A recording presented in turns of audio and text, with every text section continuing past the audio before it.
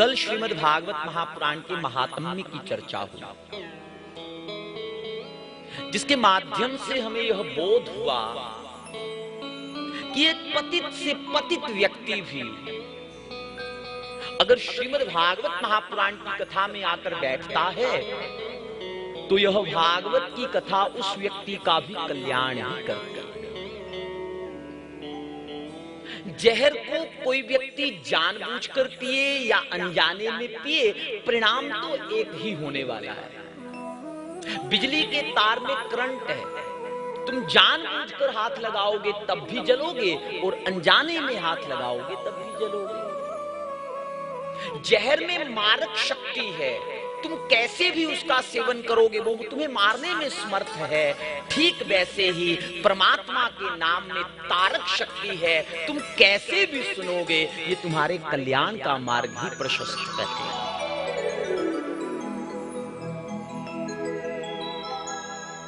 कल एक ब्राह्मण की कथा को हमने आपने श्रवण किया, जिस ब्राह्मण का नाम है पंडित आत्मदेव शर्मा। अच्छा, इसके जीवन में मुझे कोई उपलब्धि नजर नहीं आती, यद्यपि श्रीमद् भागवत महापुराण में इसके विषय में लिखा गया है द्वितीय इव भास्करा। इतना ज्ञान का प्रकाश उसके भीतर था जितना सूर्य नारायण के भीतर है। द्वितीय इव भास्करा, ज्ञान का सूरज है। परंतु वही बात ना, मधुमक्खी वाला ज्ञान, ये लोगों के काम तो खूब आता है, अपने काम कभी नहीं आता। पर फिर भी इस आत्मदेव ने अपने जीवन में एक सदकृत्य किया। क्या किया? इस आत्मदेव ने अपने घर के आंगन में बंधी हुई गाय को बांझ होने के उपरांत भी उसकी सेवा करता रहा। बांझ थी गाय, दूध तो देती नहीं थी, कभी प्रसव उसका हुआ नहीं था, फिर भी आत्मदेव उस गाय की सदा ही सेवा किया करता था। आत्मदेव का प्रातः काल का नियम था, वो प्रातः काल उठता और उठने के बाद गायत्री आदि मंत्रों से संध्या उपासना करने के उपरांत जब वो निवृत्त होता ना, तो सर्वप्रथम दर्शन गौ माता का किया करता। ज्योतिष शास्त्र कहता है तुम यात्रा पर जा रहे हो और मार्ग में तुमको गाय का दर्शन हो जाए तो आंख बंद करके विश्वास कर लेना कि कार्य सफल ही होने वाला है। गौ माता के भीतर तारक शक्ति है।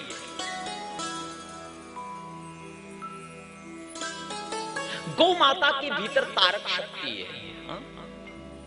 गौ माता का दर्शन मंगलमय है। ऐसे कई लोग होते ना जिनके विषय में कहा जाता है कि सुबह सुबह इसका चेहरा नहीं देखना।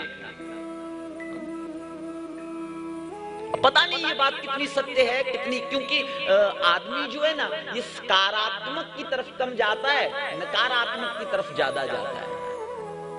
गांव में ऐसे लोगों का व्याख्यान कम होता है जिनकी सूरत देखते काम बन जाता है। ऐसे लोगों की चर्चा ज्यादा होती है जिनकी सूरत देखने के बाद काम बिगड़ जाता है। अब होता तो होगा ही कुछ ना कुछ तो उनमें। एक अर्थ हो सकता है जिसके हृदय में दूसरे के प्रति सदा मैल और कालिक बनी रहती है। ऐसे व्यक्ति के भीतर एक ऐसी ऊर्जा का निर्माण होता है जिस ऊर्जा को हम नकारात्मक ऊर्जा कहते हैं, एंटी एनर्जी। ऐसी ऊर्जा उसके भीतर प्रवाहित होने लगती है। अब उसके विचार भी मैले, उसका मन भी मैला, तो महाराज ऐसे विचार और मन मैले जिसके हों, ऐसे का अगर दर्शन प्रातः काल हो जाए तो इसमें तो कोई शक नहीं है कि व्यक्ति का काम बिगड़ सकता है। परंतु गौ माता के भीतर ऐसी ऊर्जा है। गौ माता के भीतर एक नाड़ी रहती है जिस नाड़ी का नाम है सूर्य केतु नाड़ी। इस सूर्य केतु नाड़ी के ऊपर जब सूर्य भगवान की किरणें पड़ती हैं तो ये गौ माता के दुग्ध में एक स्वर्ण धातु का निर्माण करता है। इसीलिए गाय का दूध पीला रहता है। अधिकांश किसी के घर जाओ ना कथा किसी काम से, तो महाराज दूध पी लीजिए। हम गए दूध तो चलो, बोले गाय का है महाराज। मैंने कहा लगता तो नहीं गाय का, गाय का तो पीला रहता है। बोले महाराज हमारी गाय बहुत बढ़िया है गाय, पर दूध देती सफेद रंग का। आज भारत में एक बड़ी भारी विडंबना है, गौ माता की प्रजाति को भारत के वैज्ञानिकों ने, सरकार ने मिलकर बेड़ा गर्क करने में कोई कसर नहीं छोड़ी। आज गौ माता को प्रसूता करने का एक वैज्ञानिक ढंग है महाराज। हाँ, पहले लोग आज भी अपनी बेटी का ब्याह करते थे तो कुल मर्यादा देखकर किया जाता था, जाति में किया जाता। कुल मर्यादा देखी जाती है, थोड़ा तो व्यवहार देखा ही जाता है। कुल मर्यादा गुण इत्यादि मिलाने के बाद ही विवाह इत्यादि किया जाता था। परंतु गौ माता जो इस जगत की तारक है, जब उसके ब्याह की बात आती है तो महाराज किसी वंश के बैल से उसको ब्याह दिया जाता है। और अधिकांश जो वैज्ञानिक ढंग से गौ माता को ब्याता करने का नियम चल पड़ा है महाराज, उसमें तो अधिकांश जो अंश है उस बैल का वो विदेशी बैलों का अंश है। और उसके परिणाम स्वरूप गौ माता जब गर्भवती होती है और उसका जब प्रसव होता है तो उसके प्रसव के बाद एक विदेशी जाति का ही जीव उसके भीतर से निकलता है। जो भारतीय नस्ल की देसी गौ माता है ना, ये सूर्य केतु नाड़ी तो महाराज उसी के भीतर रहती है।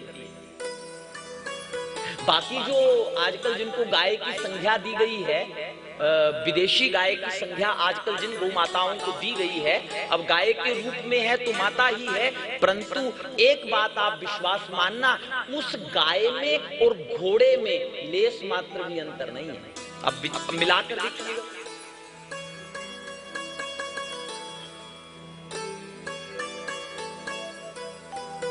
आत्मदेव के घर में एक गाय कुछ काम रोज किया करता था।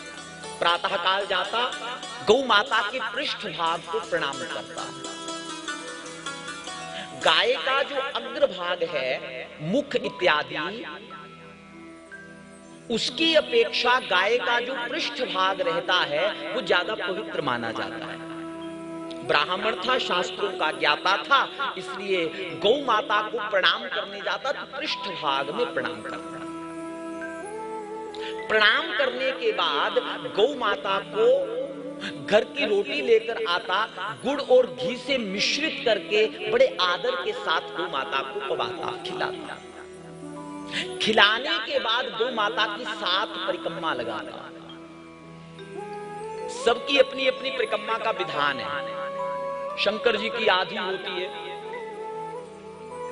भगवान नारायण की 4 होती हैं, सूर्य नारायण की 7 होती हैं। गौ माता क्योंकि माता का स्वरूप है ना, इसलिए गौ माता की भी 7 होती है। अच्छा, आपको मालूम है जिस समय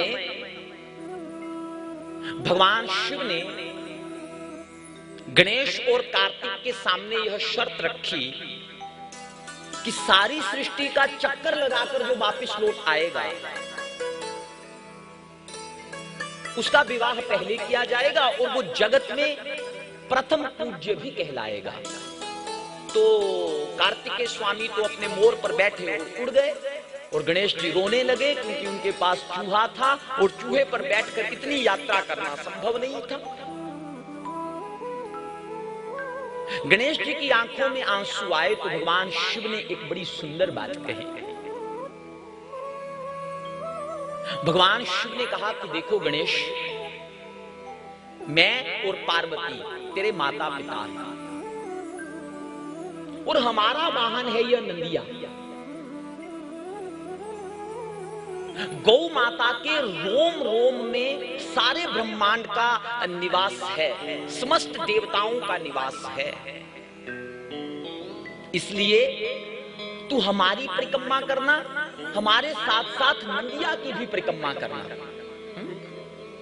क्योंकि शिव ने अगर अपनी परिक्रमा बतलाई होती ना, तब तो परिक्रमा होनी थी आधी, पूरी नहीं होनी थी।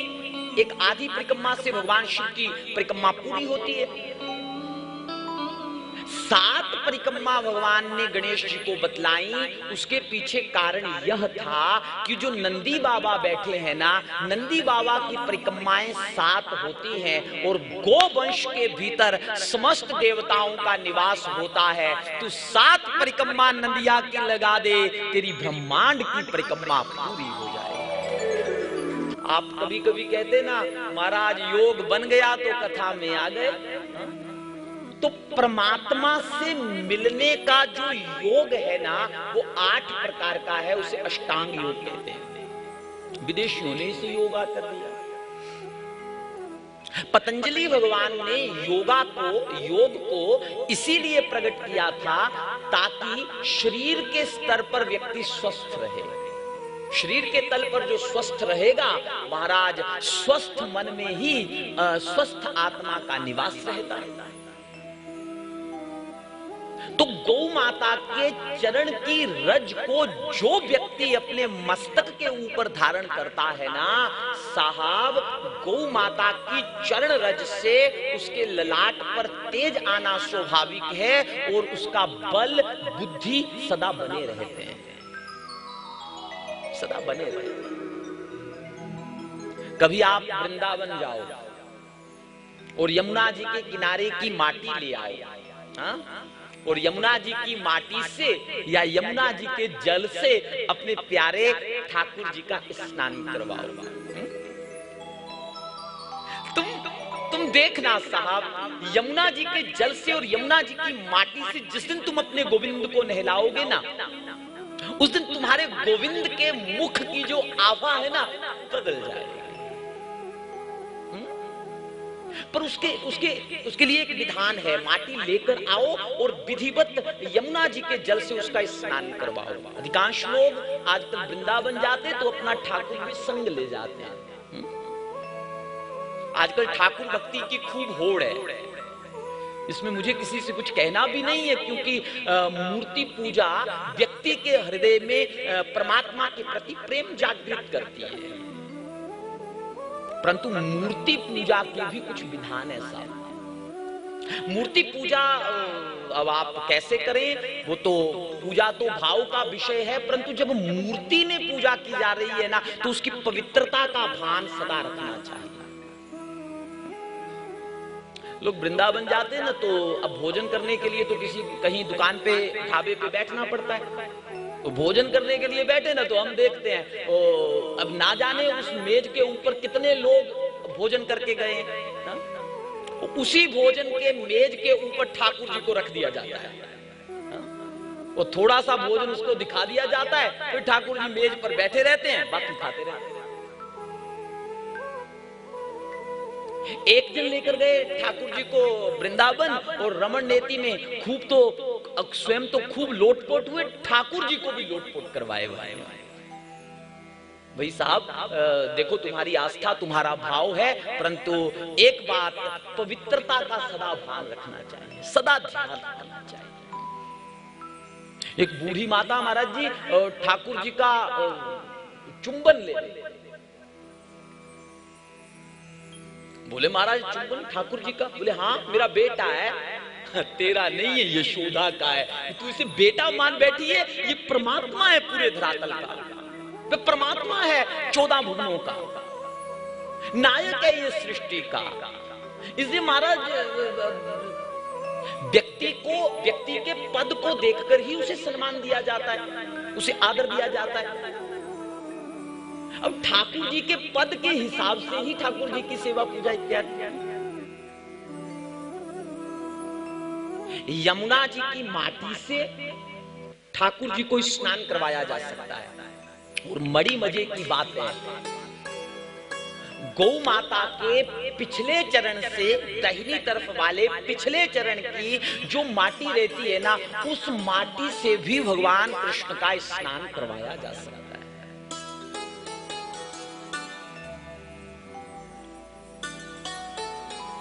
आत्म देव प्रतिदिन गौ माता के चरणों की धूलि को अपने मस्तक के ऊपर धारण किया करता था। गौ माता के प्रति आत्मदेव के हृदय में अटूट श्रद्धा थी, अटूट श्रद्धा। अधिकांश ऐसा होता है जो सदा धर्म के कार्य में लगे रहते हैं और धर्म का कार्य एक तरह से उनका व्यवसाय भी होता है। अब जैसे हमारा उदाहरण ले लीजिए तो हम सदा भागवत जी की कथा में लगे रहते हैं। भागवत जी की कथा में लगे रहते हैं तो इसका अर्थ ये नहीं है कि हम भागवत के बड़े प्रेमी हैं। इसका अर्थ ये है कि भागवत हम भागवत जी की सेवा में लगे तो भागवत जी हमारी सेवा में है। हमारे पास ऐसी कोई वस्तु नहीं है जिस पर भागवत जी की कृपा नहीं है। गले की कंठी से लेकर सर टोपी वस्त्रों तक या घर में भी जो व्यवस्था है महाराज सब पर कृपा भागवत जी की ही है। वो सब भागवत जी से ही आया है। अधिकांश क्या होता है धर्म के कर्म में जो लोग लगे रहते हैं और धर्म उनका पालन पोषण भी करता है ना महाराज उनके हृदय से धीरे धीरे धीरे श्रद्धा का पतन हो जाता है। स्वाभाविक है। जो रोज पूजा में जाएगा और रोज ठाकुर जी का विधिवत षोडशोपचार विधि से मंत्र पढ़कर यजमानों से पूजा सेवा करवाएगा, वो अपने घर के ठाकुर को नहलाएगा तो उसे लगेगा कि चलो रोज ही तो नहलाते हैं तो थोड़ा भाव पतित हो जाता है, इसमें कोई बात नहीं, मलिन हो जाता है भाव। परंतु आत्मदेव का भाव गौ माता के प्रति कभी मलिनता को प्राप्त नहीं हुआ। वो सदा सदा ही गौ माता की सेवा में लगा रहा। भगवान कहते हैं जो तू आए एक पग मैं आऊं पग चार। और उसी परमात्मा का निवास गौ माता के भीतर है। गौ माता की सेवा माने परमात्मा की सेवा।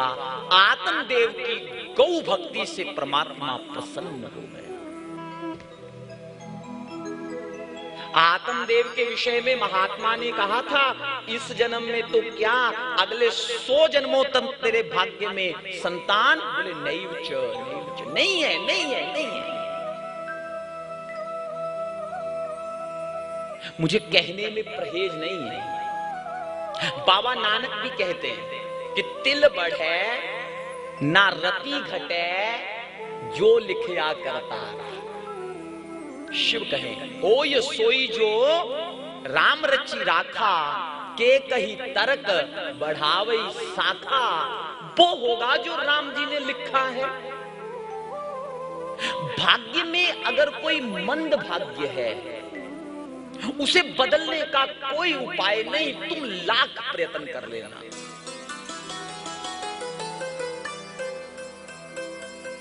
परंतु गौ माता को ऐसा स्वतंत्र अधिकार प्राप्त है कि गौ माता की सेवा अगर कोई व्यक्ति हृदय से करे और उसके ऊपर गौ माता प्रसन्न होकर अपनी करुणा उड़ेल दे तो परमात्मा को भी उसके भाग्य में परिवर्तन करना ही पड़ता है। इसीलिए गौ माता की सेवा, सेवा माने समर्पण।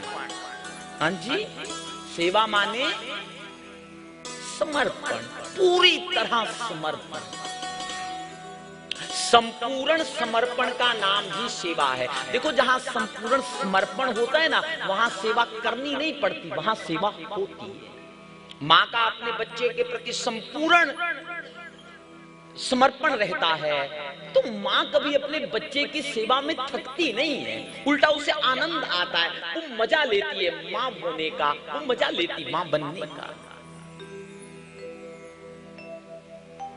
सेवा के लिए समर्पण का होना बड़ा अनिवार्य है। हमारे मध्य में खेड़ा साहब बैठे हैं, इनके साथ हम वृंदावन की यात्रा पर गए तो आज से पहले तो इतना परिचय इनसे नहीं था क्योंकि हमारा परिचय ज्यादातर लोगों से व्यासपीठ तक ही रहता है और इतना ही परिचय।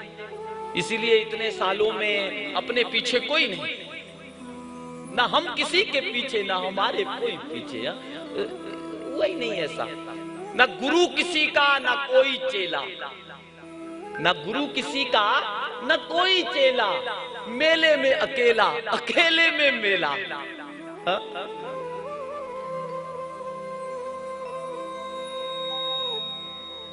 तो वृंदावन गए, यात्रा हुई, खेड़ा साहब के घर जाना भी हुआ, राजा जी साथ थे, छोटे राजा जी भी थे साथ में, तो बड़ा खूब आनंद हुआ।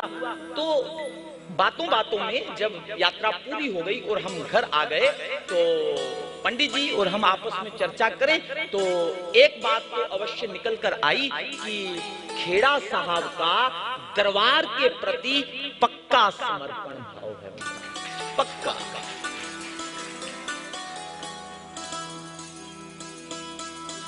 समर्पण में सेवा करनी नहीं पड़ती, समर्पण में सेवा हो जाती। मां बीमार भी रहती है, परेशान भी रहती है, चिंतित भी रहती है, फिर भी लाख बीमार होने के बाद भी प्रातःकाल उसका बेटा विद्यालय जाएगा, उससे पहले उसकी सारी व्यवस्था करके रखेगा। क्यों? क्योंकि समर्पण है ना महाराज, सेवा अपने आप हो रही है। मैं कहता हूं सेवा में समर्पण होना चाहिए। गौ माता के प्रति जिस दिन हृदय में समर्पण का भाव आ गया ना, उस दिन सेवा करनी नहीं पड़ेगी, सेवा हो जाएगी। अच्छा आप सब बतलाओ, गाय क्या है? गाय हमारी, गाय हमारी, बस बात खत्म है। अगर माता है तो फिर इससे आगे और क्या कहना है? अगर माना है माता, परंतु विडंबना ये है कि गाय माता है, यह शब्द भी हमारे उधार है, उधार है शब्द। तुम उसको कैसे गाय को माता बनवाओगे जिसने जन्म देने वाली जन्मदात्री मां को नहीं पूछा? उसके हृदय में मां के प्रति भाव कैसे जागृत हो जाएगा? वो तो उसे भीड़ में कहना पड़ता है, क्योंकि हिंदू सनातनी घर में जन्म हुआ है, इसी घर में कहना पड़ता है कि गाय माता है। अन्यथा हृदय में माता का भाव अगर सनातन धर्म के लोगों के हृदय में ही अगर गाय के प्रति माता का भाव जागृत हो जाए, तो आज यह जो गाय के लिए बाबा जी को रोना पड़ता है, महाराज को रोना। गाय के प्रति अगर मां है ऐसा भाव प्रत्येक व्यक्ति के हृदय में जागृत हो जाए, तो शाह जी को नंगे पांव लोगों के घर घर जाकर जगाना ना पड़े कि उठो जागो हिंदुओं, गौ माता को आवश्यकता है तुम्हारी सेवा की, गौ माता को आवश्यकता है, वो इंतजार कर रही है। आत्मदेव के जीवन में कुछ अच्छा घटित नहीं, बस एक ही चीज थी कि आत्मदेव के घर में एक गाय थी और उस गाय से आत्मदेव प्रेम करता था, उस गाय से आत्मदेव को मोहब्बत थी और उसी गाय की सेवा ने आत्मदेव को परमात्मा से मिला दिया। आत्मदेव को गाय ने गोकर्ण दिया, गोकर्ण। गोकर्ण को भगवान कहने में मुझे कोई परहेज नहीं है। आप कहोगे कि ऐसे कैसे कृष्ण भी भगवान, ऐसे कैसे शिव जी भी भगवान, ऐसे कैसे नारायण भी भगवान और सब देवता भगवान, ऐसे कैसे? देखो जो भगवान शब्द है ना, भगवान शब्द सनातन ने भगवान उसको कहा जिसके भीतर भगवान को उतरते देखा, उसको भगवान कहा। तुम आंखें बंद करो, अष्टांग योग की विधि भागवत जी में वर्णित है।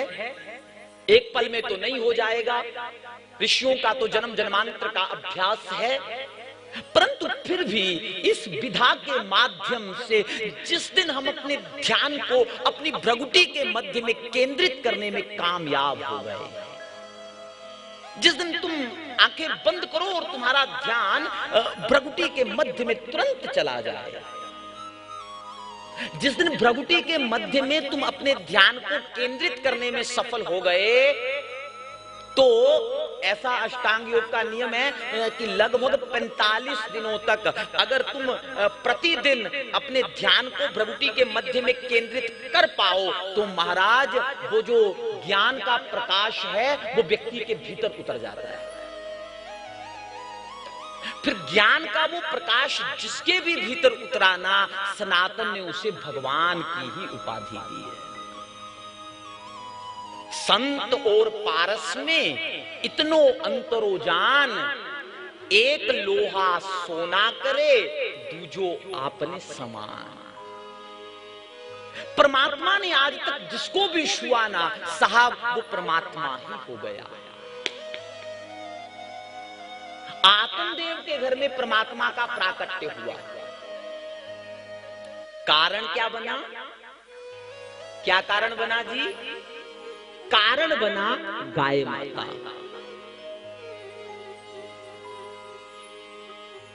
गौ माता आत्मदेव के घर में थी, उसी के कारण उनके घर में परमात्मा का आगमन हुआ। और मुझे लगता है कि गाय के प्रति जिसके हृदय में समर्पण भाव होता है उसके घर में परमात्मा अवश्य ही आता है। इसीलिए बड़ा सुंदर भाव मैं कभी कभी गाता हूं। आइए। गैया मैया पालो दौड़े आएंगे बिहारी, गैया मैया पालो दौड़े आएंगे बिहारी, गैया मैया पालो दौड़े आएंगे बिहारी, गैया मैया पालो दौड़े आएंगे बिहारी, आएंगे बिहारी भागे आएंगे बिहारी, आएंगे बिहारी भागे आएंगे बिहारी, आएंगे बिहारी दौड़े आएंगे बिहारी, आएंगे बिहारी दौड़े आएंगे बिहारी। गैया मैया जय हो। गैया मैया पालो दौड़े आएंगे बिहारी, गैया मैया पालो दौड़े आएंगे बिहारी, गैया मैया पालो दौड़े आएंगे बिहारी, गैया मैया पालो दौड़े आएंगे बिहारी।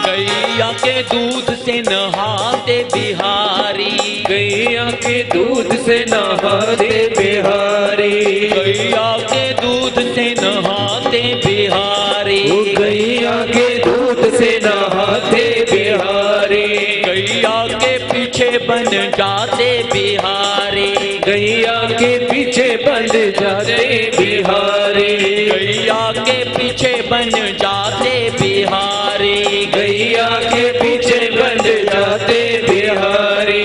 गैया मैया पालो दौड़े आएंगे बिहारी, गैया मैया पालो दौड़े आएंगे बिहारी, आएंगे बिहारी भागे आएंगे बिहारी, आएंगे बिहारी भागे आएंगे बिहारी, आएंगे बिहारी दौड़े आएंगे बिहारी, आएंगे बिहारी दौड़े आएंगे बिहारी। गैया मैया जय हो। गैया मैया पालो दौड़े आएंगे बिहारी, गैया मैया पालो दौड़े आएंगे बिहारी, गैया मैया पालो भागे आएंगे बिहारी, गैया मैया पालो भागे आएंगे बिहारी।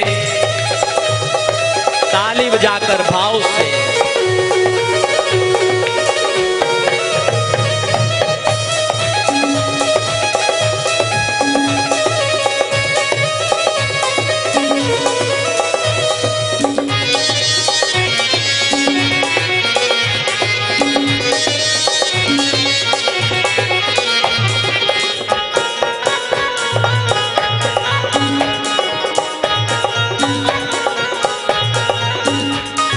गैयों के बीच में रहते बिहारी, गैयों के बीच में रहते बिहारी, गैयों के बीच में रहते बिहारी, गैयों के बीच में रहते बिहारी, गैया के रोम रोम बसते बिहारी, ओ गैया के रोम रोम बसते बिहारी, गैया के रोम रोम बसते बिहारी, ओ गैया के रोम रोम बसते बिहारी।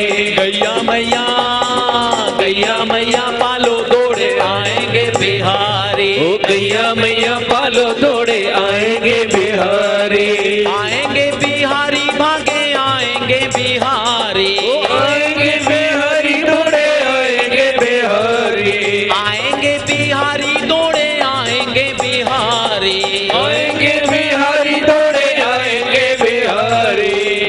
मैया जय हो। गैया मैया गैया मैया गैया मैया गैया गैया मैया गैया मैया गैया मैया गैया गैया मैया गैया मैया गैया मैया गैया ओ गैया मैया गैया मैया गैया मैया गैया गैया मैया गैया मैया गैया मैया गैया गैया मैया गैया मैया गैया मैया गैया गैया मैया गैया मैया गैया मैया गैया गैया मैया गैया मैया गैया मैया गैया गैया मैया गैया मैया गैया मैया गैया मैया गैया गैया मैया गैया मैया गैया मैया गैया गैया मैया गैया मैया गैया मैया गैया ओ गैया मैया गैया मैया गैया मैया गैया गैया मैया पालो दौड़े आएंगे बिहारी गैया मैया पालो दौड़े आएंगे बिहारी आएंगे बिहारी दौड़े आएंगे बिहारी आएंगे बिहारी दौड़े आएंगे बिहारी आएंगे बिहारी भागे आएंगे बिहारी आएंगे बिहारी दौड़े आएंगे बिहारी गैया मैया गैया मैया गैया मैया गैया मैया गैया गैया मैया गैया मैया गैया मैया गैया गैया मैया गैया मैया गैया मैया गैया गैया मैया गैया मैया गैया मैया गैया गैया मैया गैया मैया गैया मैया गैया गैया मैया गैया मैया गैया मैया गैया गैया मैया गैया मैया गैया मैया मैया गैया मैया गैया मैया गैया मैया गैया गैया मैया गैया मैया गैया मैया गैया मैया गैया मैया गैया गैया मैया गैया मैया गैया मैया गैया गैया मैया गैया मैया गैया मैया गैया गैया मैया गैया मैया गैया मैया गैया गैया मैया गैया मैया गैया मैया गैया गैया मैया गैया मैया गैया बोलिए सर्वदेवमयी गौ मात की जय।